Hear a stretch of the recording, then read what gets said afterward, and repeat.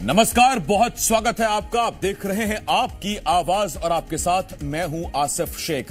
आपकी आवाज में आज बात मुश्किल में फंसी एमपी की शिवराज सरकार की।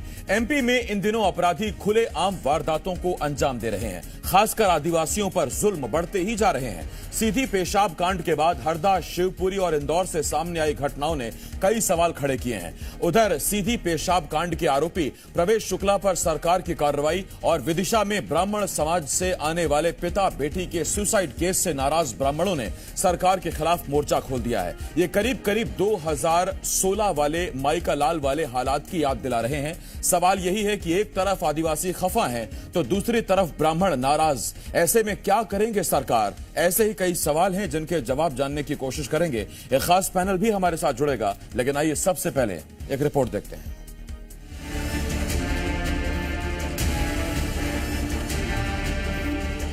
एमपी में जैसे जैसे विधानसभा चुनाव नजदीक आ रहे हैं, वैसे वैसे शिवराज सरकार की मुश्किलें बढ़ती जा रही हैं। हाल की कुछ बड़ी घटनाएं सरकार के लिए आगे कुआं पीछे खाई की तरह साबित हो रही हैं। सबसे पहले 5 साल पहले घटी एक घटना को याद कीजिए। SC/ST एक्ट और आरक्षण पर देश भर में हंगामा हो रहा था। एमपी के ग्वालियर में इस पर जबरदस्त बवाल हुआ था। SC/ST का सगा बनने के लिए सीएम शिवराज ने बयान दिया कि कोई माइका लाल आरक्षण खत्म नहीं कर पाएगा। इस बयान से न तो सरकार को ST वोट मिले और ग्वालियर चंबल संभाग में भी बीजेपी पिछड़ गई। अब वैसे ही हालात फिर बनने लगे हैं, खासकर सीधी पेशाब कांड और उसके बाद शिवपुरी और हरदा में हुई हैवानियत के बाद से आदिवासी सरकार से नाराज बताए जा रहे हैं। तो सीधी कांड में आरोपी प्रवेश शुक्ला के समर्थन में अब ब्राह्मण समाज उतर आया है। उधर विदिशा में अगड़े समाज से आने वाली युवती और उसके पिता के सुसाइड के बाद आरोपियों को बचाने का आरोप लगाकर ब्राह्मण बीजेपी से खफा हो गए। जो उस व्यक्ति प्रवेश शुक्ला के ऊपर राष्ट्रीय सुरक्षा कानून रासू का लगा, सबसे पहले तो उसको हटाने की प्रक्रिया प्रारंभ की। दूसरा, जो बुलडोजर कार्रवाई हुई उसका विरोध तो हम करते ही, साथ में जब उन्होंने जो जिसको तथाकथित पीढ़ी का मैं कहूँगा उस जो दशा में उनको जब मकान उनका गिरा नहीं है, लेकिन फिर भी मकान गिराने के नाम पर 1.5 लाख दिया गया, तो इनको भी कम से कम 10 लाख का मुआवजा मकान बनाने को हो। जिस वक्त सीधी कांड की पीड़ित के पैर धोकर माथे से लगाने वाले शिवराज आदिवासियों को साधने की कोशिश में लगे थे, उसी वक्त वो समझ गए थे कि ब्राह्मण समाज से आने वाले आरोपी पर कार्रवाई से समाज के लोग नाराज हो सकते हैं। इसीलिए उन्हें कहना पड़ा कि आरोपी की कोई जात धर्म नहीं होती। पर इस बयान ने कितना डैमेज कंट्रोल किया पता नहीं।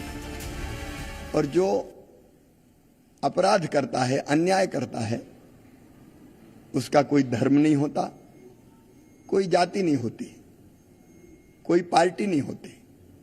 और इसलिए जिसने अन्याय किया उसको कड़ी सजा और जिसके साथ अन्याय हुआ उसको कलेजे से लगा के उसकी पीड़ा भी कम करने की कोशिश। एक तरफ आदिवासियों पर हो रहे अत्याचार और फेल होती कानून व्यवस्था पर अब विपक्ष ने भी सरकार को चारों तरफ से घेर लिया है। मॉनसून सत्र की शुरुआत होते ही कांग्रेस ने सरकार पर जमकर निशाना साधा तो बीजेपी पलटवार कर रही है। आदिवासियों पर चर्चा करना चाहते थे। मुझे ये समझ नहीं आ रही बात, इतनी बड़ी घटना हुई, रोज घटनाएं हो रही हैं, आदिवासियों पर अत्याचार हो रहा है, सरकार क्यों भाग रही है इससे? भारतीय जनता पार्टी का कोई कार्यकर्ता कहीं कहीं इन्वॉल्व नहीं है। जो भी दोषी है उन पर कार्रवाई हो।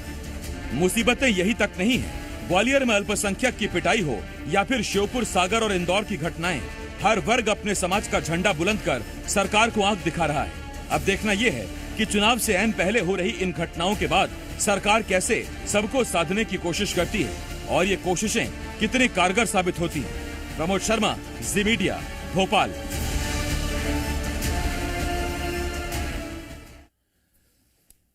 बहुत सारे सवाल हैं जिनके जवाब जानने की कोशिश करेंगे, क्योंकि मसला अब सियासी समीकरण में आदिवासी बनाम ब्राह्मण वोट बैंक पर फंसा है और सियासत इस पर अब कैसे आगे जाएगी इस पर जरा देखना होगा। बाकी जो घटनाएं हो रही हैं, लगातार अपराधी कानून व्यवस्था को चुनौती दे रहे हैं, वो एंगल तो है ही। हमारे साथ इस वक्त विनय सक्सेना जी, कांग्रेस के विधायक हैं, जबलपुर उत्तर से हमारे साथ जुड़ रहे हैं। विनय जी, बहुत बहुत स्वागत करता हूं आपका।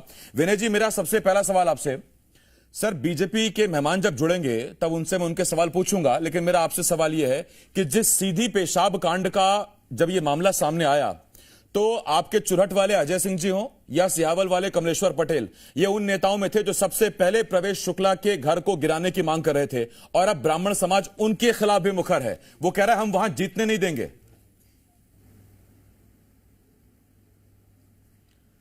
देखिए, महत्वपूर्ण बात तो यह है कि ये परिस्थितियां पैदा क्यों हो रही। मैं बोलूं अपनी बात? जी जी बिल्कुल सर, बोलिए। मेरा आपसे और पूरे मध्य प्रदेश के नागरिकों से ये आग्रह करना चाहता हूं कि ये स्थितियां बन क्यों रही। किसी भी समाज के साथ अगर कोई नुकसान होता है, किसी भी व्यक्तिगत रूप से हो या सामाजिक रूप से, ये परिस्थितियां पैदा कौन कर रहा है? ये मध्य प्रदेश सरकार का जो अक्षम प्रशासन है, जो उनका चाल चरित्र और चेहरा है, वो इस समय मध्य प्रदेश की जनता के लिए भारी पड़ रहा है। जितने भी आरोपी निकलते हैं वो भारतीय जनता पार्टी से क्यों निकलते हैं? और ये पूरे मध्य प्रदेश में आप देखिए, जहां कहीं भी इस तरह की घटनाएं हो, चाहे शिवपुरी हो, शिवपुर हो, सागर हो, अपना सीधी हो, ये जितने भी आरोपी हैं, अभी वो युवती के जो पिता वाला मामला आया है जिसने सुसाइड किया है, वो मामला भी आप देखिए ना, सब में कहीं ना कहीं भारतीय जनता पार्टी के नेताओं के साथ जो लोग जुड़े हैं वही कर रहे हैं। इसका मतलब है कि निरंकुश शासन मध्य प्रदेश में है। जो लोग भारतीय जनता पार्टी से जुड़े हैं वो इतने अहम और अहंकार और घमंड में हैं कि उनको लगता है वो कुछ भी करेंगे और शासन प्रशासन कुछ नहीं कर सकता। और वही हालात जो है आज मध्य प्रदेश में अराजकता, निरंकुशता और इसकी जो है संदेश दे रही। और भारतीय जनता पार्टी के नेता इसको कितना भी डैमेज कंट्रोल करने का प्रयास करें, लेकिन जनता समझ चुकी कि जो नागरिक जिस मोहल्ले में रहता है, उस मोहल्ले के जितने गुंडे, बदमाश और 2 नंबर के सटोरिये, जुआड़ी, शराब के धंधे करने वाले हैं, वो कहीं ना कहीं भारतीय जनता पार्टी से जुड़े हुए हैं और पुलिस प्रशासन उन पर हाथ नहीं डालता है। और ये कोई आज का मामला नहीं है, ये पिछले 19 साल से लोग देख रहे हैं। बीच में कांग्रेस की 15 महीने की सरकार में जरूर कड़ी कार्रवाइयां माननीय कमलनाथ जी के नेतृत्व में हुई थी, जब लोग खुश थे इस बात को लेके। लेकिन बाकी जो शासन भारतीय जनता पार्टी का है, उसमें खुले रूप से इस तरह के जितने भी मामले हैं, उसमें भारतीय जनता पार्टी के लोग खुलेआम जो है अपराध करते हैं और उस पर कोई नियंत्रण नहीं हो पाता। और जिसका परिणाम है कि ये नाराजगी, ये गुस्सा अब सामने आ रहा है। और मेरा यह भी मानना है कि जिस तरह से आप कानून की बात करते हैं, शासन को कानून का पालन संविधान के अंतर्गत करना चाहिए। वो चाहे प्रवेश शुक्ला का मामला हो, चाहे किसी भी जाति धर्म का मामला हो। और कांग्रेस इस मामले में हमेशा से एक बात कहती आ रही है। कांग्रेस के जब आप ये बातें करते कि हम लोग ने ये बात क्यों कही, हम लोग इसको याद दिलाते हैं कि एक तरफ आप बुलडोजर की बात करते हो और एक तरफ आप, जब आपका भाजपा का व्यक्ति होता है, तब आप उस पर बुलडोजर की बात नहीं करते हो। तो ये जो क्या विनय सर, अब आज भी कांग्रेस यही मांग करती है कि प्रवेश शुक्ला का पूरा घर गिराया जाए, जिस पर अभी तक कांग्रेस कह रही थी कि सिर्फ एक दीवार गिराने से क्या होगा। तो आप मांग करते हैं कि प्रवेश शुक्ला का पूरा घर गिराया जाए। इसको दूसरे ढंग से देखें आप जी। कांग्रेस हमेशा ये कहती आई है कि संविधान के तहत कार्रवाइयां हों, लेकिन जब भारतीय जनता पार्टी का व्यक्ति आता तो ये कार्रवाई नहीं होती। तब हम लोग उस पर प्रति प्रश्न करते हैं कि इसके साथ ऐसा क्यों नहीं। ये बात इसलिए आती, जबलपुर में भी आप देखिए, जो वेदिका का जो मर्डर हुआ जिसमें प्रियांश विश्वकर्मा पकड़ा गया, उस प्रियांश के घर में बुलडोजर और उसका मकान अवैध है, जबकि लेकिन वहां पे हिम्मत नहीं पड़ रही भारतीय जनता पार्टी की। तो ये प्रतिपक्ष इसलिए आता है विनय जी, हर जगह हमारे साथ बीजेपी से गीत धीर साहब प्रवक्ता हैं, हमारे साथ जुड़ गए हैं। गीत जी, स्वागत है आपका। गीत जी, मेरा पहला सवाल आपसे ये, सर क्या करेंगे आप आदिवासी सीधी पेशाब कांड के बाद से, इंदौर में आदिवासी भाइयों की पिटाई के बाद से, शिवपुरी हरदा में आदिवासी के खिलाफ हुई घटनाओं के बाद से नाराज है, और अब ब्राह्मण समाज लामबंद हो गया है। आज कलेक्टर को ज्ञापन सौंपने पहुंचे थे, कह रहे हैं सरकार को वोट नहीं देंगे, बीजेपी को वोट नहीं देंगे। देखिए, जहां पर भी इस प्रकार की कोई घटना सामने आई है, भारतीय जनता पार्टी ने उसको बहुत ही गंभीरता से लिया है। और आपने स्वयं देखा है हमारे मुख्यमंत्री जी का जो आचरण है, जिसको वो नर सेवा नारायण सेवा कहते ही नहीं, मानते हैं, ये कर दिखाया है। जहां पर अपराधी की बात है, उसके घर पे बुलडोजर भी चला है और न्यायिक प्रक्रिया ने अपना काम भी किया है। लेकिन शासन जो है हमारा ऐसे किसी भी विषय में किसी को बख्शेगा नहीं।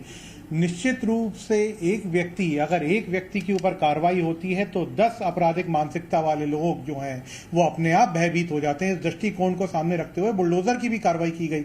लेकिन मैं कांग्रेस के मेरे मित्र से पूछना चाहूंगा कि राजस्थान की एक घटना जिसमें एक टेलर मास्टर के साथ में हत्या का मामला सामने आया था, वहां ये रेड कारपेट बिछा रहे थे क्योंकि इनके मुख्यमंत्री जी को जाना था। वहां राहुल गांधी जी चुप हो जाते हैं और जिसने हत्या की थी वो अपने आप को गरीब व्यक्ति दिखा रहा था, लेकिन उसकी बाइक का जो नंबर था 911 वो खरीद के लिया गया था। और 911 क्या है मुझे बताने की जरूरत नहीं है मेरे देश की जनता, और आप तो एक स्वयं वरिष्ठ पत्रकार हैं, आप जानते हैं। तो रणनीति पूर्वक जहां ऐसा काम हो रहा था उसके तार कांग्रेस से जुड़े हुए मिलते हैं।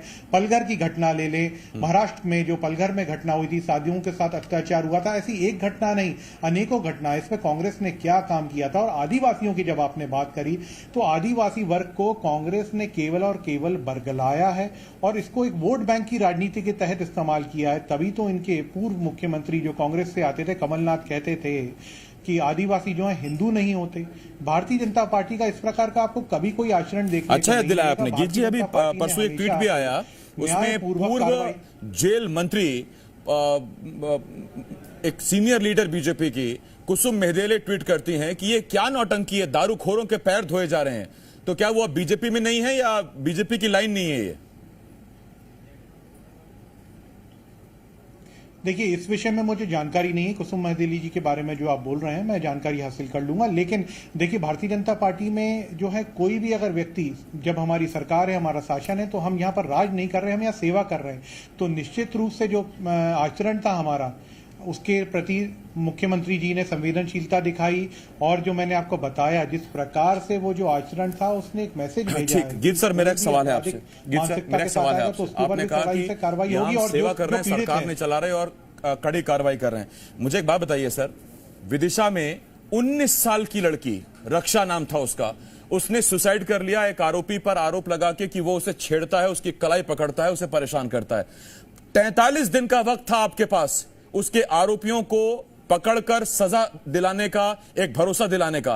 43 दिन बाद उस मजबूर लड़की के मजबूर पिता ने इंसाफ ना दिला पाने की वजह से उसने सुसाइड कर लिया। और आज कांग्रेस कह रही है कि चूंकि आरोपी बीजेपी से जुड़े हैं तो आपके हाथ कांप रहे हैं।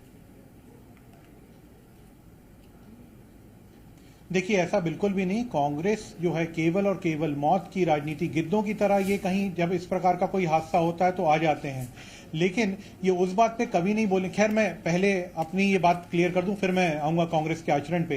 देखिए, अपनी शासन की एक मर्यादा होती है और कानून का अपना एक संविधान के तहत चलने का एक नियम होता है। तो जो शासन के जो हाथ हैं वो सीमित होते हैं। हम अपनी कार्रवाई कर रहे हैं, लेकिन न्यायिक प्रक्रिया में जब कोई विषय चले जाता है तो उसकी अलग मर्यादा होती है, उसका एक अलग संविधान के तहत जो है एक दायरा बना हुआ है। तो उस दायरे के अंदर हमारे हाथ कहीं ना कहीं जो है। जी, मैं तो इतना जानता हूं, बड़ी पुरानी कहावत है कि डूब के को तिनके का सहारा। अगर उस लड़की के मजबूर बाप को कहीं से इंसाफ की उम्मीद जगी होती ना सर, तो कोई अपनी जान इतने सस्ते में नहीं देता है, कोई अपनी जान अपने आप से नहीं दे देता है। कुछ तो मजबूरियां रही होंगी उस शख्स की, जब उसे लगा होगा कि कार्रवाई नहीं हो रही है या बचाया जा रहा है। मैं गीत सर इस पर आता हूं आपके पास एक बार, जरा विनय सर से सवाल पूछ लूं। विनय सर, मैं आपसे सीधा सवाल पूछ रहा हूं कि आप तो महाकौशल से आते हैं, महाकौशल में तो ब्राह्मणों का अच्छा खासा प्रभाव है। ये आपका विंध्य हो गया, महाकौशल, इसके अलावा मध्य, ये इलाके तो ब्राह्मणों के गढ़ है। ये नाराजगी कितनी भारी बीजेपी को पड़ सकती है, या ये ब्राह्मण वोट आपकी तरफ शिफ्ट हो सकता है क्या, तब जबकि सियासत के बारे में यही कहा जाता है कि अगड़े बीजेपी के साथ ही चले हैं? देखिए, सबसे महत्वपूर्ण बात है कि ब्राह्मण समाज शुरू से सम्मानी रहा है और समाज में एक उनका विशेष रूप से मान रखा गया। अब अपन इस तरह से बात करें, जिस तरह से अभी मैं धीर जी की बात सुन रहा था कि वो मध्य प्रदेश छोड़ के राजस्थान की बात करते हैं, तो मध्य प्रदेश में बैठ के अगर आप राजस्थान को कोसते रहेंगे तो मध्य प्रदेश इसलिए नहीं सुधरेगा। माननीय शिवराज सिंह जी से बात करो, माननीय नरोत्तम जी से बात करो, तो राजस्थान का ये विधानसभा में भी होता है। और हालात ये कि हम तो नहीं बोल रहे कि मणिपुर में क्या हो रहा है, प्रधानमंत्री जी मणिपुर क्यों नहीं जाते। तो विषय ये क्यों नहीं बोल रहे सर? आप नहीं बोल रहे हैं, बाकी कांग्रेस के सब लोग बोल रहे हैं। ये तो हम नहीं कहते। मैं आपसे फिर कहना चाहता हूं जी कि जब हम मध्य प्रदेश की बात करते हैं तो भाजपा के जो प्रभारी होते हैं, हाँ नहीं, तो ठीक बात है कि यही बात करें ना, आप यहाँ क्या कर पा रहे, और अगर नहीं कर पा रहे, और मैं आपसे कहना चाहता हूं कि ब्राह्मण समाज जो शुरू से सम्मानी रहा है, उसका हम लोग भी आज राजनीति में हैं। किसी भी समाज का हो, जाति धर्म का है, उसके दिल और मन को चोट नहीं पहुंचनी चाहिए इस लोकतांत्रिक व्यवस्था में। संविधान की बात करने वाले, अभी धीर जी संविधान की बात कर रहे थे, बुलडोजर चलाने का संविधान में कहां प्रावधान है? मैं इनसे पूछना चाहता हूं। यही बात जब कांग्रेस करती है तो आप उसको जातिगत ले जाते हैं। तो मैं पूछना चाहता हूं कि आप दोनों हाथों में लड्डू नहीं रख सकते। या तो आप संवैधानिक कार्रवाई करें और संवैधानिक कार्रवाई में जितनी कड़ी से कड़ी कार्रवाई वो करें, और जी, एक जी, आ बात रहा हूं, फिर बस एक कहना मिनट। चाहता हूं, जो एक नया प्रचलन चालू हुआ, मकान अगर किसी के मकान बनाते हैं पिताजी का, अपराध करता है बेटा, जो बेचारा मकान माता पिता ने पूरी जिंदगी की पूंजी लगा के बनाया, ऐसे मध्य प्रदेश के 100 से ज्यादा प्रकरण अरे सर, आप बाप जिस बेटे पे की बात मकान कह रहे हैं, वो उसका तो गिरा दिया सगे गया, बाप जिसका बेटे हैं। बेटा यहाँ तो अपराधी ये भी था, कार्रवाई और हो पिता गई कि भोपाल में नानी के घर रहता था आरोपी, नानी का घर तोड़ दिया। बूढ़ी नानी यही- बेचारी पूछ रही है कि मैं क्या करूं, अब मैं आपके पास आ रहा हूं। गीत जी, आपसे एक सवाल है मेरा। मैं सर, यही- ये वो पार्टी है, ये वो सरकार है जिसने प्रीतम लोधी को ब्राह्मणों के खिलाफ बयान देने पर पार्टी से बाहर का रास्ता दिखा दिया था कि ब्राह्मण नाराज ना हो, जबकि उमा भारती के खास बताए जाते हैं। अब जब ब्राह्मण सामने खड़ा है, 10% आबादी है, 60 सीटों पर सीधा दखल रखते हैं, उस ब्राह्मण को साधने के लिए क्या करेंगे? पिछली बार वैसे ही आदिवासी सीटों में 47 में से 30 तो गंवा बैठे थे। अगर ब्राह्मण भी खिसक गया तो फिर क्या करेंगे? मैं इनसे देखिए, कहना यहाँ चाहता पर हूं कि किसी को संविधान साधने पे वाली चलने बात की ही नहीं। हम आदत- सबके विकास, सबके विश्वास की बात विनय सर, करते सवाल मेरा हैं गीत और जी से एक निश्चित मिनट सर। रूप से इसको केवल बात नहीं करते, हम मानते भी हैं। देखिए, सभी का सम्मान जो है वो हम लेकर चलते हैं। यहाँ पर अभी मेरे बड़े भाई जो विनय जी बात बोल रहे थे कि यहाँ पर जो है एक वर्ग को तोड़ा जा मैं रहा शेख है, साहब एक कहना वर्ग को चाहता हूं जोड़ा कि मैं जा रहा अपनी है। बात देखिए, पूरी इस कर लूं टाइप या की इनको जो बोलने बातें का हैं दिया वो केवल कांग्रेस कर सकती है। मैं एक सेकंड, विनय सर, ये मेरा 2 सवाल मिनट, गीत जी से ही था। आप 1 मिनट होल्ड कीजिए सर। हाँ, गीत जी कंप्लीट करिए, फिर मैं जाता हूं। होने दीजिए बात। मैं गीत जी आपसे कहना चाहता हूं कि शेख साहब ने बोलने के देखिए, लिए किसको कांग्रेस कहा का अभी? गीत विनय जी जी को 2 मिनट, मेरे को गीत कहा जी कि को आपको कहा। विनय जी 1 मिनट, गीत जी को कहा था। विनय सर 1 मिनट। हाँ गीत जी कंप्लीट करिए। देखिए, कांग्रेस का ये आचरण हमेशा से रहा है। इन्होंने वर्गों को तोड़ने की बात करी है, चाहे आदिवासी को कभी सामने ले आते हैं, कभी ये ब्राह्मण को सामने ले आते हैं। हम सनातन धर्म की बात करते हैं, हम एकता की बात करते हैं, हम राष्ट्रीयता की बात करते हैं। तो निश्चित रूप से हम इससे ऊपर उठ के बात कर रहे हैं, हम समाज को आगे सुधारने की बात कर रहे हैं। और जब ये बात बोल रहे हैं, विनय जी का जो सवाल था महत्वपूर्ण था, आपके आप चैनल के थोड़ा माध्यम सा से अगर जनता गीत तक जी ये के जरूर इस उत्तर पहुंचे, मैं जवाब को बताना ध्यान से चाहता हूं। देखें ये तो मानव आप देखें शास्त्र कि में आदिवासी नहीं, ब्राह्मण नहीं, अब गीत जी और बीजेपी सनातन धर्म की बात कर रही है। मैं आखिरी 30 सेकंड दे पाऊंगा विनय जी आपको। और विनय जी, मेरा सीधा सवाल आपसे ये है सर कि ठीक है, ये वोट बैंक अलग हो गया, वो वोट बैंक अलग हो गया, लेकिन बात बड़ी सीधी सी है कि जब चुनाव आएंगे तो फिर वो माइकल लाल वाली बात भी याद आएगी, फिर वो सीधी पेशाब कांड भी याद आएगा। तो इसमें क्या क्या शामिल करेंगे आप इसमें?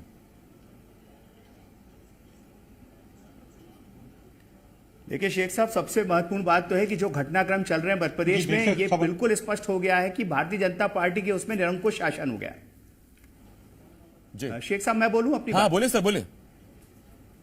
शेख साहब, मैं अपनी बात रखूं? हाँ बोले सर, बोलिए। मेरा ये विनय जी, कहना है, बोलिए। एक डीजीपी की नातिन की खुलेआम हत्या हो जाती है। डीजे ग्वालियर में डीजीपी की नातिन की हत्या खुलेआम हो जाती है।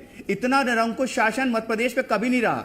शांति का टापू रहा मध्य प्रदेश। ये प्रदेश की जनता देख रही। अब आप कितनी भी बातें कर लें, ये हालात अब आपसे संभलने वाले नहीं है। ठीक है साहब, और अब जनता के चुनने का वक्त आ गया है सर। मेरे पास वक्त खत्म हो गया है। तोड़ने में बाकी विनय जी, अब तो जनता देख ही रही है क्या मामले आ रहे हैं, उसमें आपका कितना काम है या बीजेपी का कितना काम है, कितने विकास कार्य, वही तय करेगी। बहुत धन्यवाद है आपका विनय सर। गीत जी, बहुत शुक्रिया हमारे साथ जुड़ने के लिए। छोटे से ब्रेक के यहाँ रुकना होगा। ब्रेक के उस पार छत्तीसगढ़ का मुद्दा है, जल्द लौट रहे हैं, कहीं मत जाएगा।